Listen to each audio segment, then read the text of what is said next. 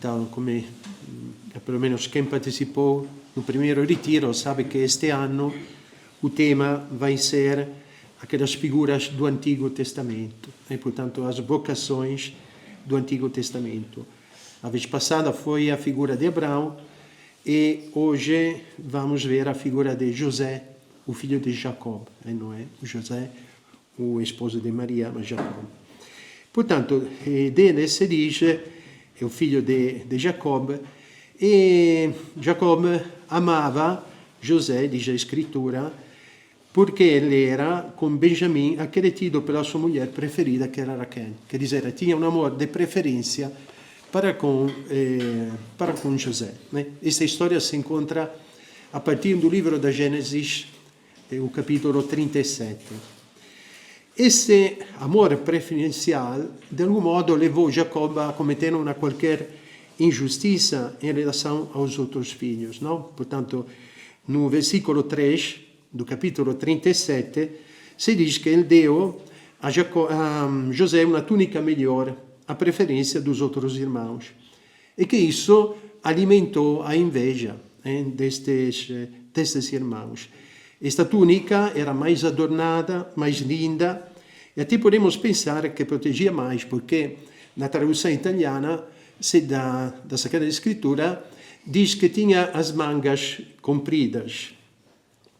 Tratava-se então de um sinal sempre visível. E todas as vezes que José vestia esta túnica, recordava aos outros irmãos a preferência que o pai tinha em relação a ele.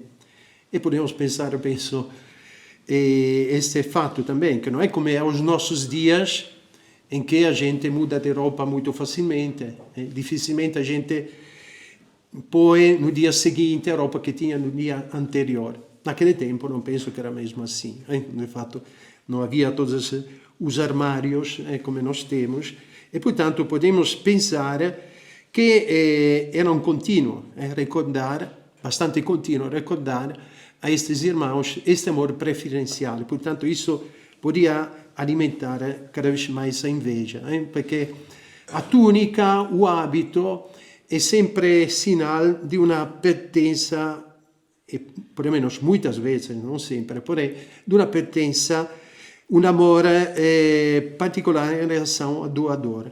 Por exemplo, vocês conhecem o Beato Rolando Rivi? Sim, talvez com o padre Bento, com o padre Luigi, já foram às vezes à Itália, não? Essa história deste menino que tinha 14 anos, era um menino namorado de Deus, que entrou no seminário, que viveu num período muito difícil, viveu no fim da guerra na Itália. E naquela zona de onde ele era originario, Emilia-Romagna, Toscana, havia um grande ódio, pelo menos por parte dos comunistas, em relação à igreja, em relação aos padres. Portanto, a certo momento que acontece, este menino andava sempre de batina, e a gente gli dizia: olha, tem cuidado porque toda esta gente pode fazer-te mal, e até chegar a matar muitos padres. Mas ele respondia: o hábito é o sinal de que eu pertenço a Jesus. Portanto, por que contei isso? Para mostrar que às vezes o hábito pode ter um significado muito forte em relação, por exemplo, à vida religiosa. Sabem como é que aconteceu depois, o que é que aconteceu? Que o ódio dos seus inimigos abatesse ainda mais sobre ele. Portanto, um dia o que fizeram? Raptaram, torturaram, mataram, e até o que fizeram? Jogaram a bola com a batina. Portanto, para dizer o hábito pode representar uma relação particular com aquele que doa o hábito. Come dizia Rolando Rivi, neste caso foi Deus, é o sinal que eu pertenço a Deus. Mas o episódio de José, porém, ensina, entre as outras coisas, que os pais devem ter muito cuidado em não cometer injustiças, preferências entre os seus filhos. É natural, não, que possa haver uma inclinação maior para um, mas isso não deve levar a discriminações no trato com os outros, mesmo às vezes se forem leves. A gente deve vigiar para não suscitar estes ciúmes, estas invejas, também coisas pequenas. Nós sabemos que às vezes as coisas pequenas, os gestos pequenos, podem atingir mais, no sentido que mostram a verdade das coisas, às vezes, de uma forma mais sutil, mas mais verdadeira na nossa relação com as outras pessoas. Quer dizer, se pode fazer preferências de uma forma não muito evidente, como talvez foi neste caso, mas que pode ser perigosa na mesma, né? E que pode acontecer no seio de uma família, que depois criam-se estas invejas que vão durar, às vezes, até muitos anos, se não até o fim da vida.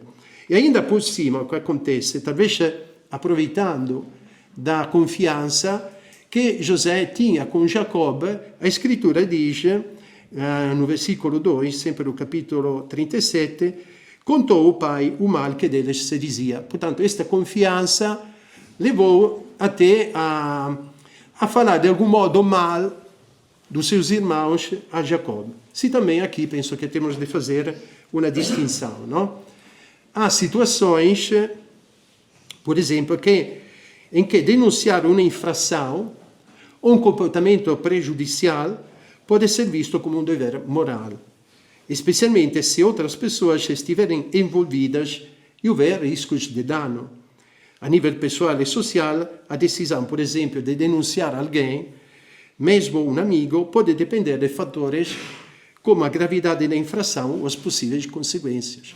Não é que pode acontecer no lugar de trabalho, em qualquer ocasião que a gente pensa, mas isso eu teria de dizer que o meu colega está a fazer esta coisa errada ao meu superior, quais consequências pode haver se eu fico calado ou se falo. Aqui pode ser realmente um problema. Porém, como disse, há casos em que a gente deve dizer coisas que dizem respeito a outras pessoas, as pessoas que têm o dever de saber. Uma outra coisa, por exemplo, é não fazê-lo por mexerico, não? Assim, para o gosto de falar mal dos outros, para pô-los numa luz negativa. A gente deve fazer um bom discernimento. Em todo caso, o modelo do amor dos pais deve ser sempre Deus, não? Que se entrega totalmente, que pelo menos se entregasse totalmente a todos. Na vida presente pode parecer que algumas pessoas sejam tratadas por Deus de modo diferente das outras. Mas o caminho de Deus quer sempre conduzir ao mesmo objetivo, que é dizer a união com Ele e a glória do céu. Penso che vale a pena citare o Papa Pio XI quando, il 8 dicembre del 1933, canonizzò Bernadette de Lourdes, Santa Bernadette, e disse, entre outras coisas, a única riqueza che esta jovem possuía era a sua candura interiore. Qui, portanto, abbonda-se outro ponto, a sinceridade interiore, è fondamentale. Na Sagrada Escritura, no livro da Sadoria, o capítulo 1, versículo 4, se diz que Deus não entra numa alma que pratica o mal, nem habita num corpo oprimido pelo pecado. Muitos, então, não conhecem nem têm amizade com Deus porque a sua mente, o seu coração, não é limpo. Não é límpida, não? Alguém dizia, quando as águas de um lago estão agitadas, tornam-se turvas e não se consegue mais ver o fundo. E aquilo que pode acontecer com muita gente, conosco também, é, portanto, a limpeza interior. Fazer limpeza, se as águas são sujas, não se vê o fundo. E até então, para ver-se no coração com Deus, Deus tem esta pureza, mas temos de ter a nós. É para entrar nesta comunhão, que Deus possa realmente nos deixar espaço no nosso coração, para que Deus possa ver realmente em nós esta pureza de intenção. Então é que os dois corações, de Deus e do homem, podem realizar entre eles também esta comunhão. São Tomás de Aquino, por exemplo, dizia que nós somos levados a não apreciar os bens espirituais e a não considerar os grandes bens pelo fato de o nosso afeto estar corrompido pelo amor aos prazeres, por exemplo, materiais, e diz em particular aos prazeres venéreos. Vemos de fato que o homem assim sente repulsa pelos bens espirituais e não os procura, como pelo contrário anda à procura dos bens materiais, devido a esse apego aos prazeres. Portanto, quando uma pessoa não está limpa interiormente, quase tem uma rejeição instintiva pelas coisas de Deus. Então, se entende muito bem que depois não pode realizar esta comunhão com Deus linda, come um pai e um filho que se encontram bem entre eles. Nós vemos também que, às vezes, há crianças que, quando são meninos, gostam muito de ir à igreja, a rezar, até querer abraçar os pais. Depois, quando começa a ter a idade da adolescência, devido a vários fatores, perdem esta pureza interior e das coisas de Deus já não querem saber nada, ou melhor, rejeitam-nos quase instintivamente. Portanto, um trabalho que a gente deve fazer é fazer com que os próprios filhos mantenham sempre aquela candura interior. Pode não ser fácil, porque hoje é muito mais difícil do que no passado, tendo os meios da comunicação tão invasivos como um tempo não era, e portanto não é fácil, porém só quem mantiver esta pureza é que pode realizar uma relação com Deus que satisfaça. É nesse sentido, então, que Deus tem as suas preferências. Pensemos, por exemplo, em João, o discípulo predileto. Não se diz no seu Evangelho, ele fala de si próprio, por umidade não quer pôr em relevo a sua personalidade, porém põe em relevo o fatto che havia quase uma amizade particolare con nosso Senhor. E será ele, então, che irá deitar a sua cabeça no peito de Jesus, quando a predição de Jesus acerca da sua próxima paixão. E não pôde dar a João, porém, o que foi? Foi o único discepolo che ao longo da paixão não fugiu embora, não foi embora como foram os outros. Mas, em todo caso, Deus dava-se totalmente a cada um dos apóstolos, conforme a sua diversidade e espírito de abertura. Não? Há uma maneira de Deus de se relacionar com os homens ligada à sua maneira de ser. Por exemplo, com Pedro amava muito Nosso Senhor, mas é uma forma de exprimi-lo, de vivê-lo diferente daquilo de João. É mais apaixonado, mais sanguíneo. Por exemplo, há um episódio, depois da ressurreição, quando Jesus ainda não se revela ainda naquela ocasião que vai dizer aos apóstolos deitar as redes para pescar, os apóstolos estavam desanimados e tudo.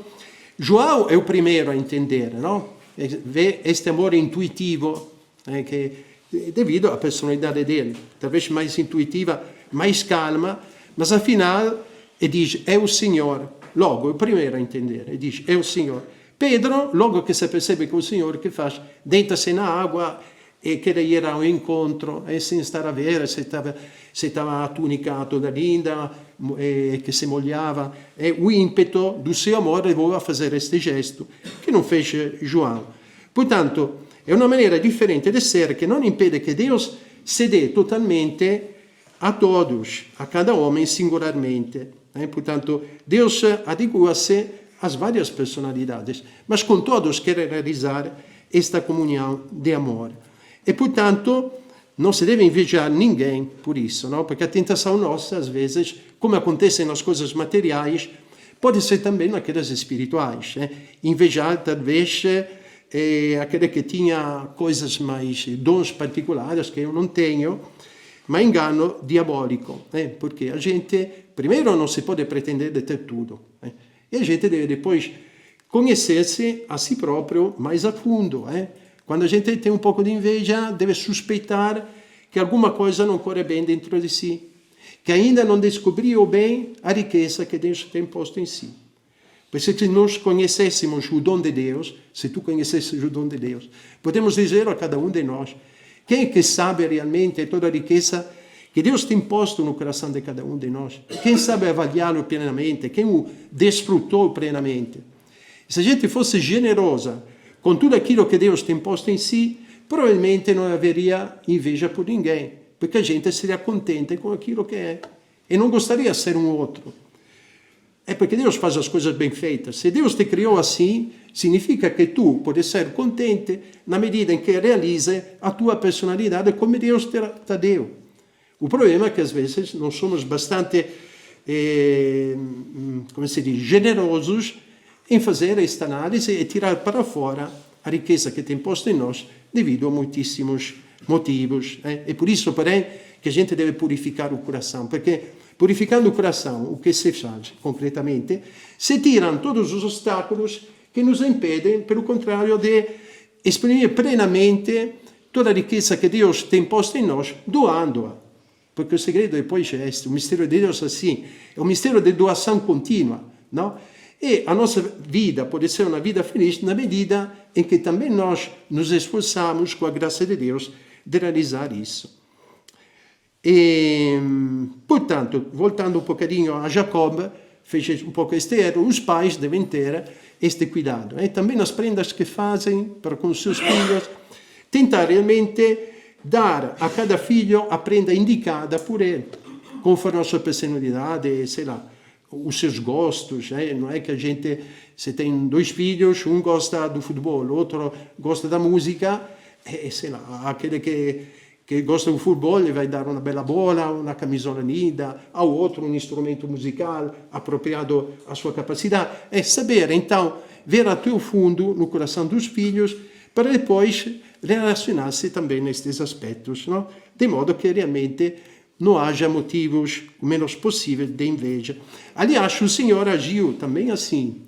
Aquele episódio em que a mãe de Tiago e João quer que os seus filhos estejam acima dos outros no reino dos céus. Mas Jesus conta logo e diz que, de fato, o maior é aquele que serve, o maior é aquele que é o último. E no reino dos céus há uma mentalidade diferente, que é a mentalidade do serviço, afinal. Aquele que por serviço, por amor, sabe também estar no lugar, de algum modo, último. Voltando a José, ainda por cima, a um certo momento, ele teve sonhos em que os irmãos prostravam-se diante dele. É forte este aspetto. Esse sonho era realmente uma profecia daquilo que teria acontecido mais tarde, mas que naquele momento os irmãos não podiam entender. Mas isso fez com que aumentasse ainda mais a inveja deles. Portanto, esse quer dominar sobre nós. É terrível isso, quando a gente pode mostrar isso. Perché immagina una cosa, pode suscitar um ódio ainda maior, um ciúme ainda maior. Sobretudo, come no caso geralmente dove acontece na sociedade, onde a gente não aceita a soberania de Deus, e ainda menos aceita alguém que quer estar acima dos outros, pretender estar acima dos outros.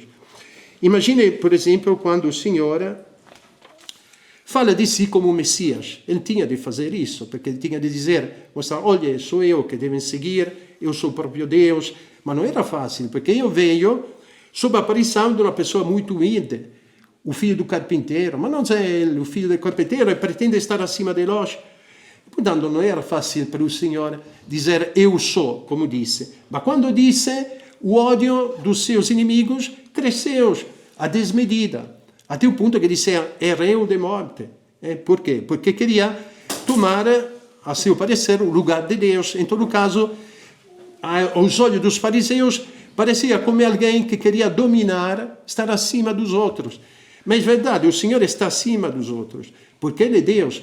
Mas a soberania de Deus é uma soberania de serviço. O Senhor veio para servir. É isso que eles não entenderam.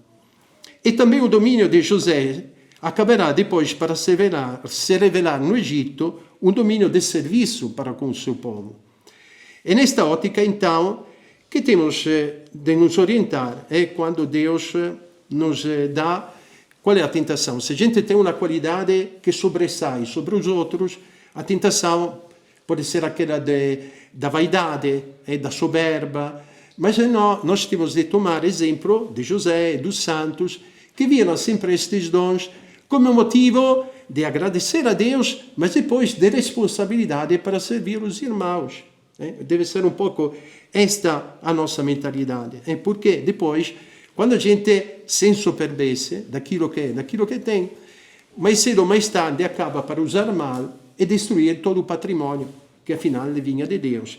E penso que, então, quando a gente encontra uma pessoa soberba, se também é verdade que não devemos julgar, mas quando vemos alguma coisa, temos de bloquear aquela tentação do ciúme, ok? Portanto, a gente, se quer ser humilde, que não é fácil, porque o pecado original faz sempre sentir a sua força, temos de estar diante de Jesus sacramentado. E nós teríamos de pensar, por exemplo, quando nós vimos alguém que pode ter algo que suscita a nossa inveja, procuramos fazer aquilo que diz aqui, agradecer ao Senhor por isso.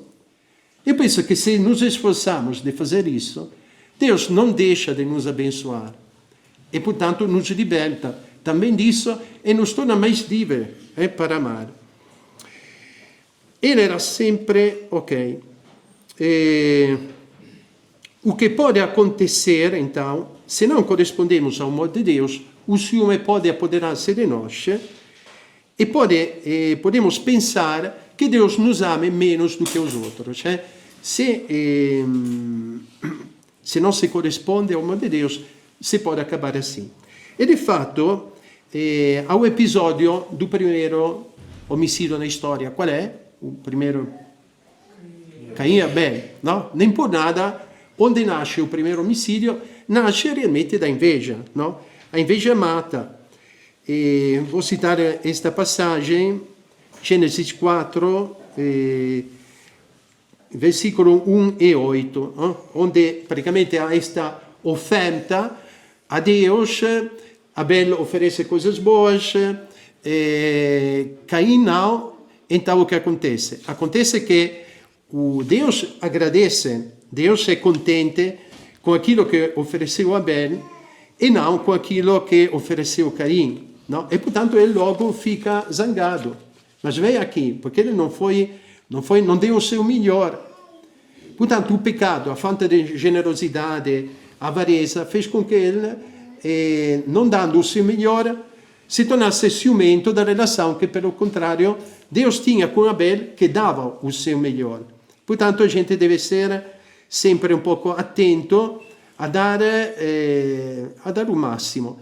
E neste episódio, em todo caso, se vê que Deus não abandona Caim, mas tenta ajudá-lo para que chegue à conversão e também ele faça o seu melhor. Porque estar irritado e de rosto abatido, se procederes bem, não poderás ainda levantar a cabeça, mas se não procederes bem, o pecado está à tua porta e desejará atingir-te, mas tu poderás dominá-lo. Quer dizer, não é que eu abandono logo. Ele diz, olha, cuidado, se tu continuares assim, vai fazer algo que te destrói. E de fato ele não havia esta chamada de atenção do Senhor, sempre invejoso da relação linda entre Abel e Deus, acabou para matar Abel. Stavo a pensare nisso. Si dice che o demonio, una das caratteristiche mais forti dele è inveja. Eu penso che se nós morressimo, não vamos morrer em graça de Deus, vamos no inferno, talvez, é mesmo uma dor, será esta inveja horrível. Por quê?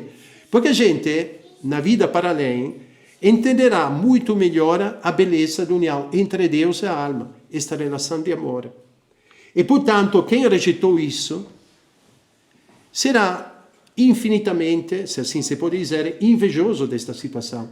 Si dice che a maior dor di stare no inferno non sarà tanto quello di padecer fisicamente, ma fisicamente, cioè moralmente, disculpe, spiritualmente, no sentido di vedere che a gente perdeu a sua felicidade para sempre.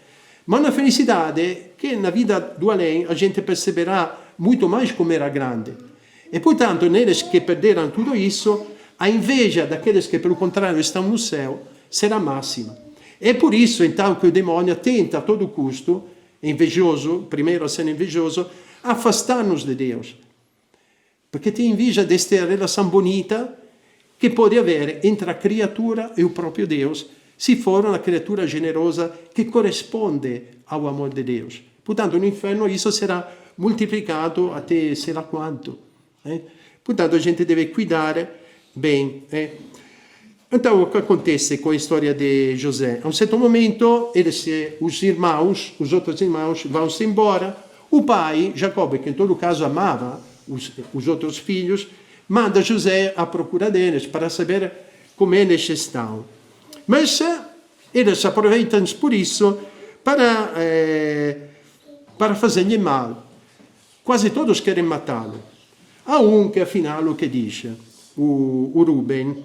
Primeiro o Ruben, depois Judas, consegue de algum modo salvá-lo. E consegue convencer os irmãos a não matar, mas a vender José. Este fato leva-me a esta consideração, quer dizer, o mal, o que mata, encontra sempre um bom aliado ao apego excessivo ao dinheiro. No lucro desonesto, come Judas com Jesus. Sim, Judas rejeitou Jesus, mas afinal a perspectiva de ganhar deu-lhe mais um incentivo a fazer o mal. Vendeu o Senhor. E isso na sociedade acontece muito frequentemente. As coisas piores a nível social, por exemplo, abortos, pornografia, e sei lá quantas outras coisas, produzem, por aqueles que organizam essas coisas, lucros extraordinários. Por exemplo, os nazistas, durante a perseguição dos hebreus, sim, odiavam os hebreus por vários motivos, mas em todo caso o interesse era também tirar-lhe todas as riquezas. Os chefes dos partidos comunistas, com a desculpa de fazer a luta aos capitalistas, afinal, tiraram-lhe os bens deles.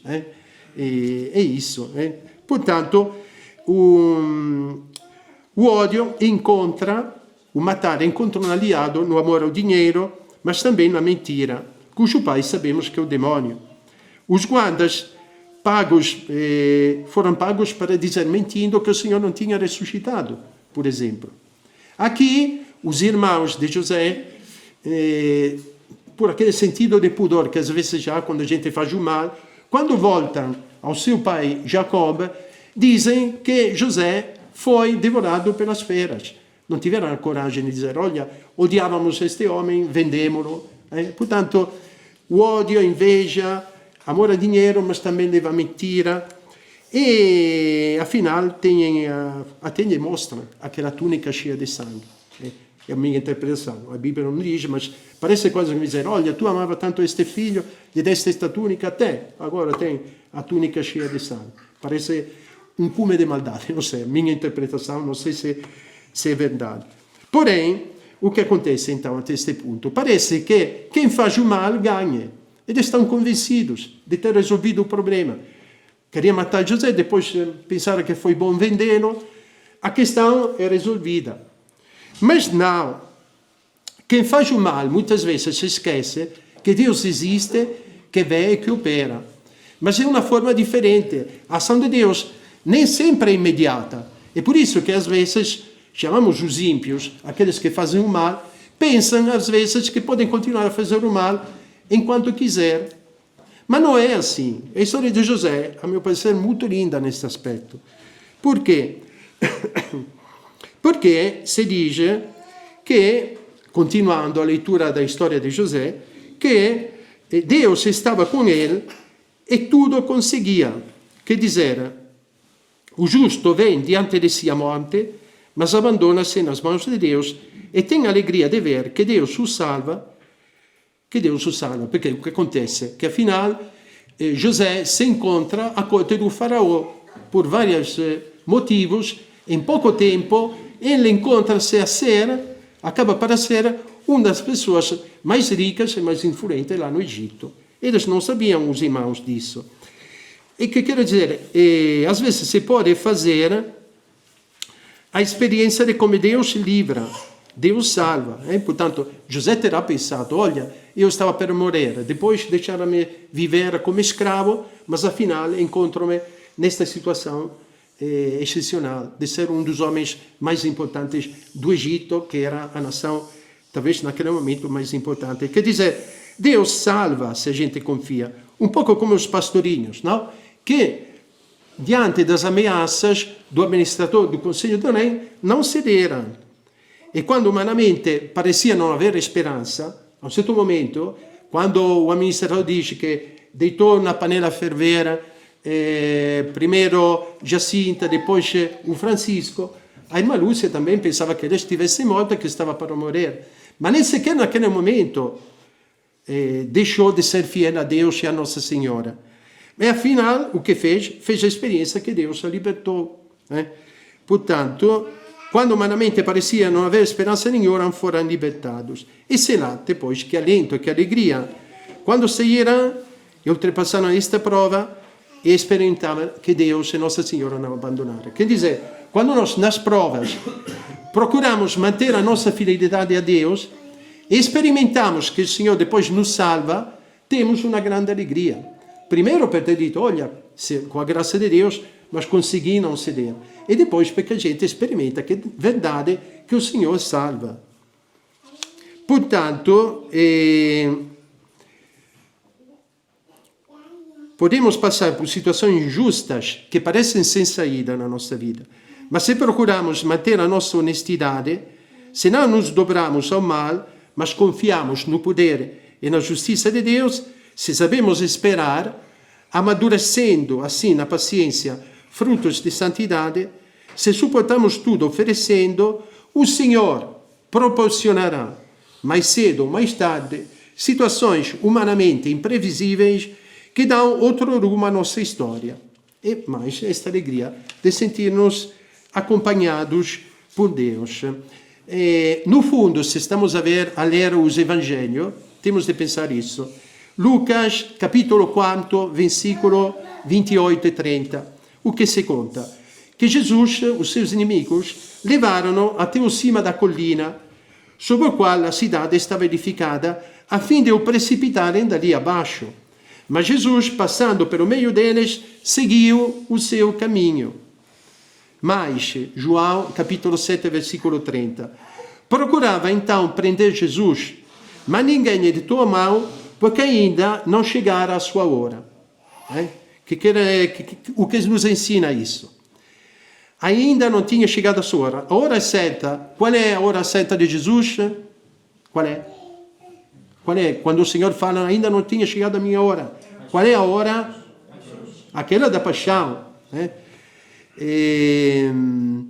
Até lá, quer dizer, até quando não levar a cumprimento a sua obra da redenção, não permite que o matem. Jesus entregou-se voluntariamente, o seu sacrifício para a redenção do mundo, mas antes tinha de fazer todo o seu percurso. E assim conosco, como ele, com o seu poder divino, foi capaz de se libertar dos seus inimigos naquelas circunstâncias, o mesmo poder exerce para conosco, libertando-nos das ciladas de quem nos queira destruir. Quer dizer, chegará também para nós a hora certa de deixar este mundo. Mas até lá, Deus nos ajudará a ultrapassar toda a prova para chegar a realizar o projeto, o caminho de santidade que programou para nós. Por isso que a gente não sabe quando será o seu momento. É verdade que temos de estar sempre preparados. Porém, nunca devemos desanimar, mas continuar a ser fiéis ao Senhor. Deus é que sabe quando será o nosso momento. Mas Ele está ao nosso lado. E pode haver circunstâncias difíceis que parecem sem saída, mas ainda não chegou a hora, sairemos daquela situação. Agora vamos ver depois o que pode vir também nas coisas negativas. Portanto, assim fez também a irmã Lúcia, não se deu mal, nunca. O tal significa que nós, quando nas provas tentamos estar fiéis a Deus, às vezes de forma heroica, Deus vê e nos abençoa. Vê que somos pessoas de confiança. Então o que faz? Dá dons e graças ainda maiores. Porque o sofrimento faz amadurecer o nosso coração, a nossa alma. E torna capaz de receber os dons de Deus mais valiosos. Então, José, o que acontece? José é vendido 2 vezes. Encontra-se, como disse antes, onde pouco antes não podia imaginar. Até o serviço do conselheiro do faraó. José parece por acaso, mas não é vendido ao chefe dos guardas por acaso. Em tudo consegue. Depois, a história não acaba aqui. Depois, é tentado pela mulher do chefe das guardas. ma non cede a custo di essere calunniato e posto na prisão. Portanto, até é por acaso curioso che novamente a túnica fica na mão desta mulher. Ele fugiu, ela conseguiu tirar-lhe a túnica e depois, olha, aquele homem tentou fazer-me violência. Então, o que aconteceu? Que José foi na prisão desta vez. E repare, esteve 2 anos, se não me engano, a escritura diz. Portanto, não foi um dia ou qualquer. A prisão é humanamente uma das provas mais duras pelo homem. O que é a prisão, no fundo? Uma situação de trevas e solidão que obriga a experimentar o limite da própria condição humana, por alguns a refletir sobre os seus erros, a vaidade do mundo, a caducidade da vida e a arrasar o próprio orgulho, com 2 saídas: ou desesperar, ou deixando lugar a Deus, como aconteceu num caso, qual é um dos casos mais lindos em que a prisão foi casa de conversão? Vamos ver. Santa Maria Goretti? Não, ela não foi na prisão. Sim, o Alessandro sim, de fato sim.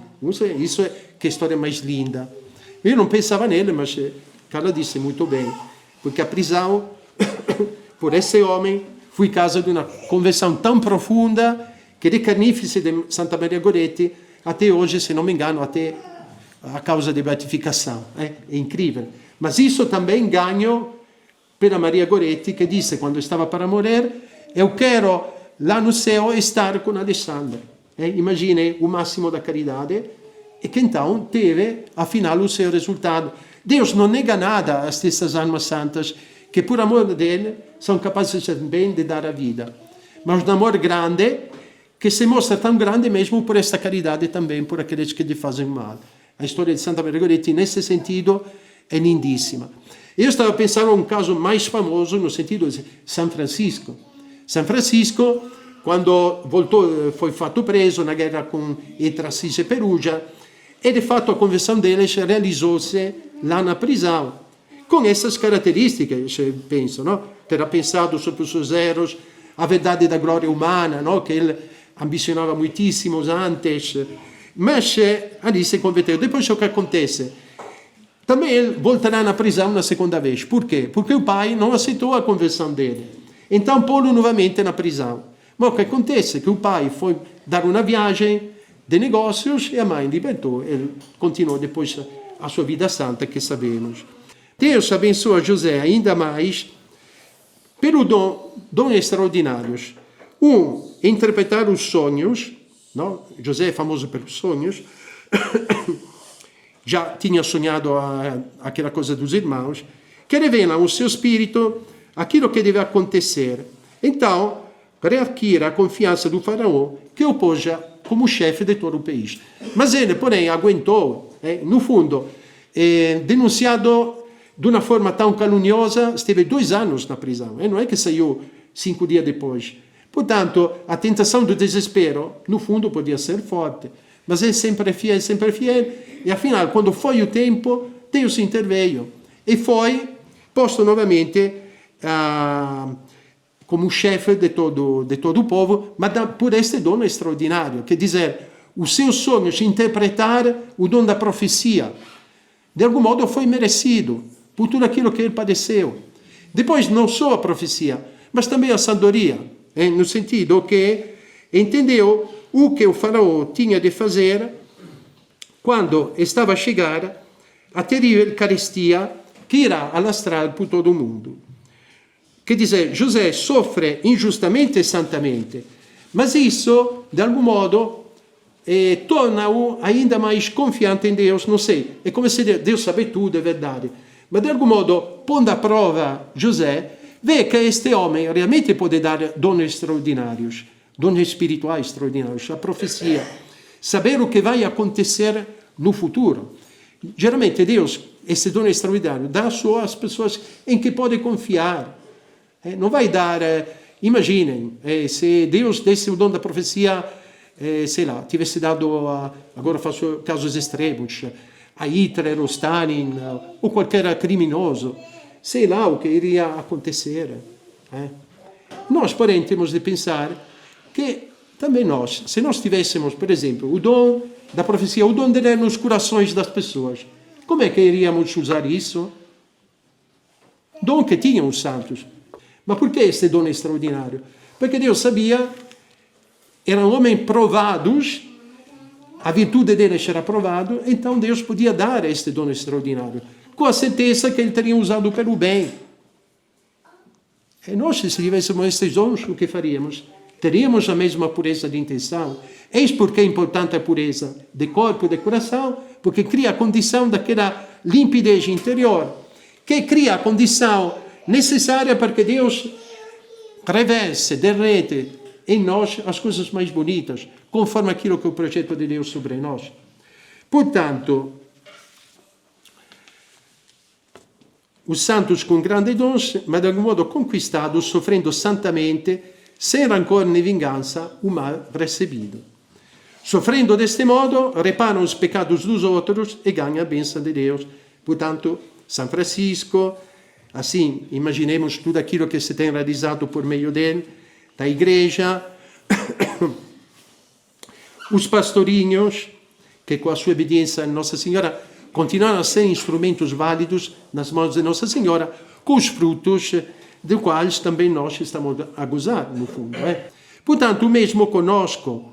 Teremos tido prejuízo quando respondemos ao mal com outro mal, mas bênção quando não nos dobramos. Portanto, é mesmo esta capacidade de compartilhar a cruz do Senhor que produz frutos imensos e imagináveis, como a morte do Senhor na cruz produzia a redenção de todo o mundo. Temos de entrar nesta ótica. Deus comove-se e derrama graças imensas. A fidelidade de José torna-o colaborador com Deus, que então permite a Eucaristia, não a Eucaristia, permite a carestia. Talvez pode parecer que se fale da Eucaristia. No, permite a Eucaristia. Um fato em si muito negativo, mas que se torna a ocasião para reaproximar a José os seus irmãos, quase constrangidos pelas circunstâncias, a ficar eles também presos e a rever a sua situação, o seu passado, os seus erros e a humilhar a própria presunção. E sim, estamos no capítulo 41. José, a um certo momento, parece vingar-se, porque pôr os irmãos na prisão. Eles não reconhecem logo que se tratava de José. Encontraram esta necessidade de ir no Egito à busca de alimento, porque no país deles a carestia tinha feito dano. No Egito não, por quê? Porque graças à sabedoria e à profecia de José, o faraó conseguiu organizar-se até de poder ajudar os países de fora. Eles constrangidos pelos eventos, esta questão negativa, a carestia, é ocasião para eles fazerem um percurso que afinal nos leva à conversão. Assim, portanto, põe na prisão os seus irmãos. Assim Deus faz conosco para pagar as consequências dos nossos erros, não por vingança, mas para nos levar à conversão. Quer dizer, quando acontece uma contrariedade, nós temos de aceitá-lo com espírito de fé. Talvez Deus se queira servir desta contrariedade para nos levar a uma mais profunda conversão, a compreender melhor a nossa presunção, a nossa soberba, a nossa demasiada confiança somente em nós outros, em nós. Portanto, às vezes na nossa vida podem acontecer provações que nos podem fazer com que estejamos numa oscuridade como numa prisão. Às vezes por nossa culpa, como foi no caso dos irmãos de José, outras vezes inocentemente, como o próprio José. Quando nós sofremos, quando nós estamos nesta oscuridão, nesta prisão, quando é por culpa, isso pode ser a ocasião de dar-se conta do nosso pecado, ver o prejuízo que o nosso pecado produziu, arrepender-se e mudar de vida. Por injustiças cometidas contra o próximo ou contra nós próprios, não como no caso dos vícios. Quando uma pessoa cai num vício, afinal experimenta esta falta de liberdade. É um pouco como uma prisão. Mas os irmãos, o que acontece de José, que sejam arrependidos, mostram também pelo fato que quando José finge de manter como escravo o outro filho mais novo, e mais amado por Jacob, desta vez são dispostos a ficar eles em lugar dele como escravo, como refém. Portanto, a prisão, a um certo momento no livro se diz, olha, talvez estamos a pagar pelo mal que nós fizemos ao nosso irmão José, e portanto há todo um processo que os leva à conversão, ma una conversione autentica, un arrependimento autentico, perché o che fazem? Quando a un certo momento José finge de querer ter consigo como escravo o outro filho mais novo, eles dizem, no, mas agora vamos dizer ao nosso pai que o filho mais novo também não vai revê-lo, ele vai morrer pela dor. Vê o processo de conversão. Primeiro, cheio de egoísmo, de inveja, não cuidam pelo fato que o pai teve uma dor grandíssima pela perda de José. Depois de fazer todo este caminho, através de situações desagradáveis, eles entendem o mal que fizeram e querem remediar. Estão realmente arrependidos, porque naquele momento eram dispostos a ficar eles na prisão, porque não fosse na prisão o outro filho particolarmente amado pelo seu pai. Não sei se estou a explicar-me, ou estou a falar demasiado rápido. Portanto, José, o justo, agora se desvela como mãe deles, mas não pensa em se vingar. Antes vê com clareza que Deus se serviu também do seu pecado para os salvar a eles e a muitos outros. E vou ler a citação do capítulo 50, versículo 18 e 21. Então, diz, os seus irmãos foram e se prostraram diante dele e disseram, eis-nos aqui teus escravos. Mas José disse-lhes, não temais, sou eu, por acaso, Deus? Portanto, eles disseram, olha, fizemos tudo isso, agora estamos nas mãos deles, ele vai fazer-nos escravos. Ainda tem aquela mentalidade um pouco assim. E José disse, se vós pensaste mal contra mim, Deus pensou em fazer com que isso servisse para o bem, para realizar o que hoje se cumpre, dar a vida a um povo numeroso. É que dizer, toda essa história, afinal, com essa história que acontece, que não vingando-se, mas perdoando, permite a realização do plano de Deus. Que os israelitas, José com seus irmãos, fossem para o Egito e ali tornasse, ao longo do tempo, um povo cada vez mais numeroso, forte, para dar continuação à história da salvação. Até o ponto que deste povo forte, um dia, virá o Messias. Vê como Deus adapta-se aos pecados dos homens, mas os seus desígnios de misericórdia vão à frente, não param diante de nada. É o homem pecador que pensa que Deus não vem, não age, o quê? Mas o homem justo deve ser paciente, suportar, aguentar, porque Deus salva. E salva, mas querendo realizar a salvação de todos, até os irmãos que se portaram mal. Straordinario, não? Esta infinita misericórdia. E, portanto, é isso. José foi instrumento de salvação para todos os irmãos, para dar seguimento à história da salvação. Não se deixou vencer pelo ódio. O amor, a misericórdia e o perdão ganham sempre, ottenham a intervenção de Deus que salva de forma inesperada. Mas desculpe, quando a irmã Lúcia, a pequena Lúcia, chegou o 13 de outubro e toda a gente, olha, se não acontece nada, vai ver o que te acontece. Ela, eroicamente, foi lá na mesma. E quem é que podia imaginar o milagre do sol? Sim, um milagre, talvez uma cura, qualquer coisa, mas um milagre tão grande. E, portanto, Deus liberta, Deus é fiel. Não sabia, então, ela sabia que estava tudo nas mãos de Nossa Senhora. E, afinal, houve este grande milagre que alcançou a conversão de muita gente e permitiu, afinal, de dar crédito às aparições de Fátima. Como dizia um cardeal, não foi a igreja que impôs Fátima, mas foi Fátima que se impôs à igreja. Portanto, a intervenção de Deus, de Nossa Senhora, mas devido à fidelidade dos pastorinhos, fidelidade heroica. Então, o que diz, e vou acabar, a nós toda esta história? Este espírito, então, que podemos partilhar fazendo parte da família do Coração Imaculado de Maria. Um espírito que nos ajude a manter-nos firmes diante das adversidades da vida. Nossa Senhora o que pediu? De reparar através da oração e do sacrifício. São esses que devem levar-nos a ter um coração como foi aquele de José. A história de José da Lúcia, nos revela que Deus e Nossa Senhora nunca nos deixam só. Com ainda maior razão se fizemos a consagração a ela, porque esta consagração a ela dá-lhe realmente carta branca a Nossa Senhora. Mas é através destas atitudes de entrega e perdão que também, por meio de nós, o reino de Deus se vai expandir. Como foi com José, o povo de Israel foi se expandindo-se, graças à sua fidelidade e ao seu perdão. E, portanto, nunca desanimar nas contrariedades da vida, mas sempre Deus no centro do nosso coração e não nos deixemos vencer pelo desânimo ou pelo rancor, quando alguma coisa corre aparentemente mal na nossa vida.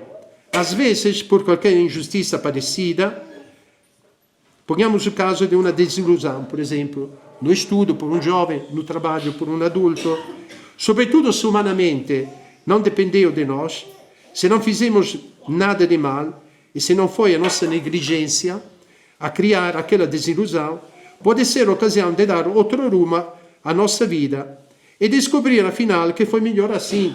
Quer dizer, na vida pode acontecer contrariedades humanamente não merecidas, mas que afinal, se sabemos encarar com espírito de amor, de fé, de reparação, permitem a Deus de dar à nossa vida um rumo diferente, melhor. Até na vida afetiva. Certas desilusões podem ter sido providenciais para evitar futuros desastres. Não? Uma menina, um menino, estava namorado daquela pessoa, ela me disse não. Se tivesse dito sim, talvez será que desastres que teriam acontecido na sua vida.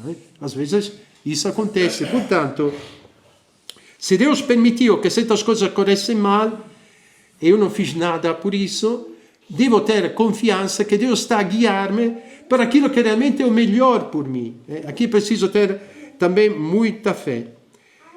Mas se a te fosse tu a causa do teu fracasso, não desanimes. Alguém que pela sua fidelidade a Deus, levando a própria cruz com fé e firmeza, perdoando em união à cruz do Senhor, ganhou por ti a possibilidade de te resgatar. Come José, ou come a Lúcia, como nosso fundador, come todos os santos, ganhou pelos seus irmãos.